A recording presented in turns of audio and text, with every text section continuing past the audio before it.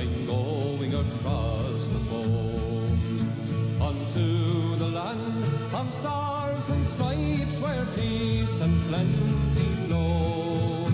I want your faithful promise that you'll wed with none at all until I do return to you, my star of Donegal.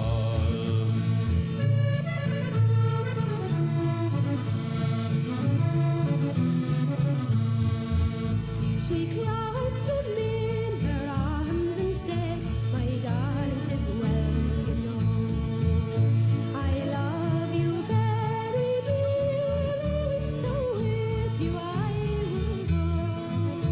Then let us get wed without fear or dread, and put an end to all. And then I will have my darling girl, the star of Donegal. She gave consent, and off they went to meet with Father Hugh, to join them both in wedlock bands without any more ado.